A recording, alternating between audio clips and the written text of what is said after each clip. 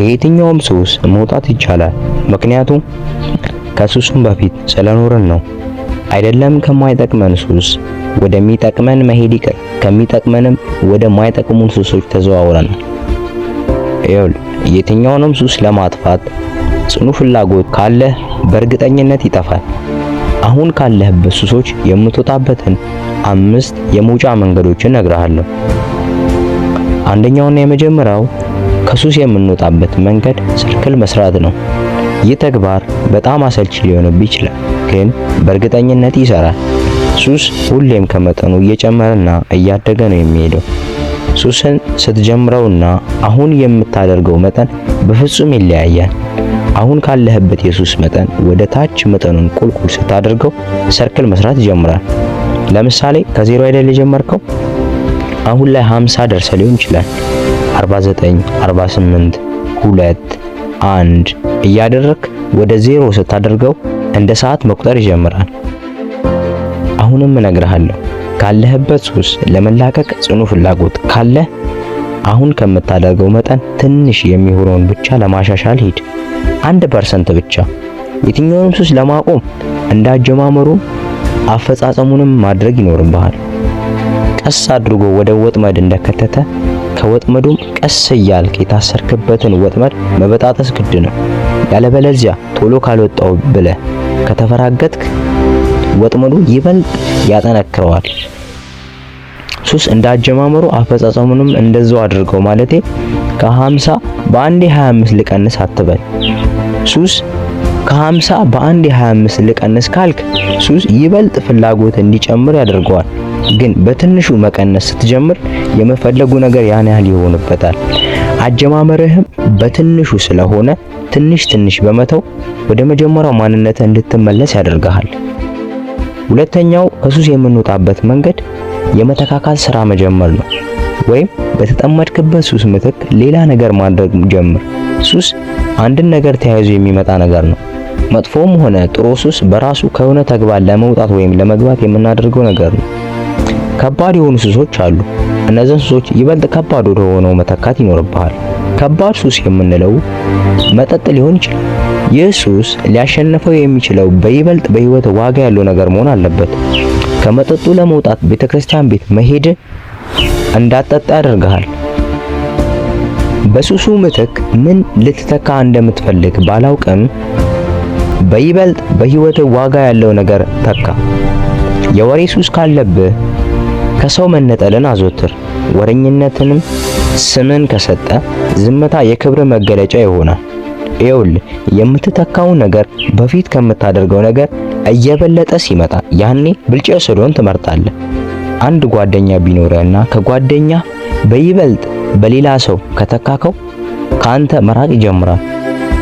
ጊዜን ለሌላኛው ሰው ስትሰጠው ከመጀመሪያው ጓደኛ ጋር ትረሳሳላችሁ። የምትተካውም አሁን ከምታደርገው በላይ ይሁን፣ ያኔ በራሱ ሰዓት መጥፋት ይጀምራል። ሶስተኛው ከሱስ የምንወጣበት መንገድ ማዛባት ነው። ሱስን የምትጠቀምበት ሰዓት አዛባው፣ ያኔ መረሳት ይጀምራል። እኛ ሰዎች እቅድን ለምንድን ነው የምናወጣው? የምናወጣው የምናደርጋቸውን ነገሮች በሙሉ ሳንረሳ ለማድረግ ነው አይደል? ማንበብ ባለብን ሰዓት ሌላ ነገር ላለማድረግ እቅድ እናወጣለን። የተጠመድክበትም ነገር ጊዜውንና ሰዓቱን ጠብቆ ነገሮችን በሙሉ በእቅድ እንድትመራ አድርጎሃል። ያ ደግሞ ሱሱን ለመጠቀም ሌላ ነገሮችንም እንዳትሰራ ያደርጋል። አሁን ላይ የምትመራበትን እቅድ ማዛባት ጀምር። ይህ የምታደርገው ደግሞ ትላንት የዋልከውን ውሎ ዛሬ አለመድገም፣ ዛሬ የዋልከውን ደግሞ ነገ አለመድገም ነው። ይህ ተግባር የሚጠቅምህ ሱስህን ያስለመድከውን ሰዓት እንድትለውጥ ያደርጋል። እኛ ሰዎች አዳዲስ ነገር ይመቸናል አይደል? ሁሌም አዳዲስ ነገሮችን በማድረግ የሱሱን ነገር በሌላ ነገር በመቀያየር ሱሱን እየረሳ መምጣት እንድትጀምር ያደርገዋል። አንዳንዴ ያልታሰበ ፕሮግራም ሲገጥም የትኛውንም ነገር ትተህ ወደ ፕሮግራሙ ላይ ትገኛለህ አይደል? በሱሱም ህይወት ከምታደርገው ተግባሮች ዛሬ በተሻለ መንገድ መጓዝ ስትጀምር ያኔ ሳታውቀው ሌላ ሰው ትሆናለህ። አራተኛው ከሱስ የምንወጣበት መንገድ ሱስን መጥላት መጀመር ነው። ሁሉም ሱሶች ባይባሉም ይበልጥ በህይወት ትልቅ አስተዋጽኦ የሚያደርጉ አሉ። እነዚህ ነገሮች ከህይወታችን ሙሉ ለሙሉ ማስወገድ የምንጀምረው ጥላቻን በመፍጠር ብቻ ነው። ምን ያህሉን ነገር ይሁን የነጠቀ ወደፊትስ ልትሆነው የምትፈልገውን ቤተሰብህን፣ ክብርህን፣ የትኛውን ነገርህን የነጠቀ የምትወደውን እየነጠቀ ነው። ደስታ ሊሰጥህ ይችላል፣ እመነኝ፣ በተዘዋዋሪ እየጎዳ ነው።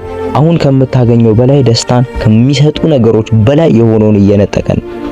አላውቅም በምን እንደተጠመድክ፣ ግን ጥላቻን ዝራበት። ያኔ በህይወትህ ስር ነቀል ለውጥ ይሆናል። አሁን የምትኖረው ህይወትን ሙሉ ለሙሉ ልትለውጠው ከፈለክ ብቸኛውን የመጨረሻው ምርጫ አሁን ያለህበትን ህይወት መጥላት ይኖርብሃል። አሁን ባለህ ህይወት ጥላቻን ካልዘራህበት ልትለውጠው ብትፈልግም የሆነ ሰዓት የአሁኑን ህይወት ደግመ መኖር አይቀርም። ሱስን መጥላት ጀምር። ያኔ ከሱሱ በላይ እንደሆንክ ሲገነዘብ ከህይወት ሙሉ ለሙሉ ይጠፋል። አምስተኛውና የመጨረሻው ከሱስ የምንወጣበት መንገድ ሚዛን የሚደፋውን ማድረግ ነው።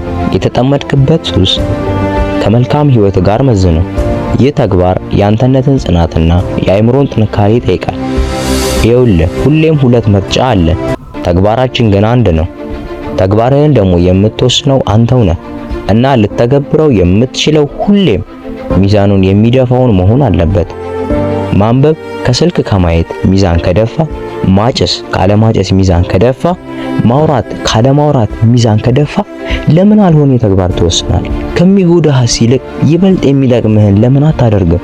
ደግሞ ያለብህን ሱስ ብቻ አይደለም ህይወትህን በጠቅላላ መዝነው። የትኛው ተግባሪ ነው ህይወቴ እንዲህ እንዲሆን ያደረገው በል። ህይወትህን የሚጎዱህ በመተው ሚዛን የሚደፋውን ታደርጋለህ።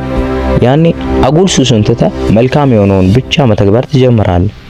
አሁን የተጠመድክበት ሱስ የእውነት ህይወትህን የሚጎዳው ነው ከሆነ የማይጎዳህን አይደለም ይበልጥ ምርጥ የሚያደርግህን አድርግ። እየጎዳ ያለኸው ህይወትህ ያንተ ነው። ተራ በሆኑ ሱሶች ምክንያት ውድ የሆነውን ህይወትህን አትሽጠው። ይኸውልህ እነዚህ ተግባሮች በጽናትና በትዕግስት ማከናወን ከጀመርክ በእርግጠኝነት አሁን ካለብህ ሱሶች ሙሉ ለሙሉ ትላቀቃለህ። ስላዳመጣችሁኝ አመሰግናለሁ።